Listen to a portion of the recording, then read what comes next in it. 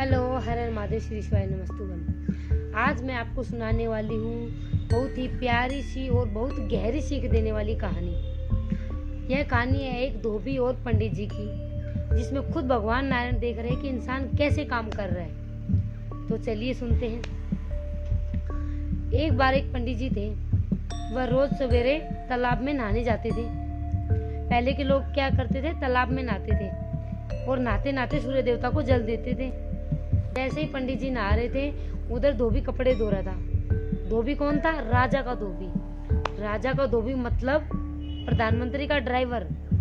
प्रधानमंत्री का ड्राइवर प्रधानमंत्री से बड़ा समझता है अपने आप को। ऐसे ही राजा का धोबी। तो पंडित जी का नहाना खत्म हुआ, वो सूर्य देवता को जल दे रहे थे। ओम सूर्य नमः, ओम देवाय नमः, ओम रवि नमः, भानु नमः, ऐसे करके वो जल दे रहे थे। तो धोबी जोर जोर से कपड़े को पीटने लगा। पंडित जी उधर जल दे रहे हैं, जैसे जोर जोर से कपड़े को उसको मतलब परेशान करने के लिए जोर जोर से कपड़ों को पीटने लगा। पंडित जी कुछ नहीं बोले, पंडित जी जल देते रहे।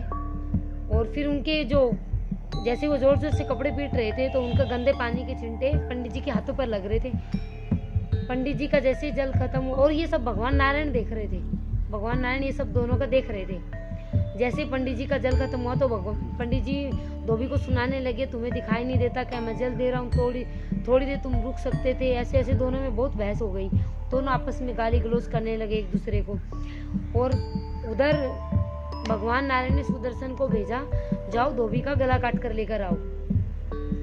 सुदर्शन गया और देखा सुदर्शन ने उधर कि धोबी कौन है, पंडित कौन है, क्योंकि दोनों ही आपस में लड़ रहे थे।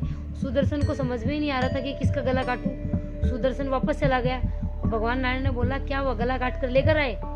सुदर्शन ने बोला, किसका गला काटूं? वो दोनों ही आपस में लड़ रहे हैं, समझ में ही नहीं आ रहा मुझे। दोनों एक जैसे, दोनों का स्वभाव एक जैसा, तो धोबी में और आप में क्या अंतर रहा? क्या सीखा इस कहानी से आपने? इस कहानी से हमें यह शिक्षा मिलती है, अगर आप खुद जवाब दे रहे हैं तो भगवान चुप हो जाते हैं। इसलिए अगर आपको कोई गाली दे, अपमान करे, तो आप कान पकड़िए और बोलिए, हमसे गलती हो गई, हमें माफ कीजिए। क्षमा करना बहुत बड़ा हथियार होता है। दुर्योधन ने माफी मांग ली होती तो क्या युद्ध होता?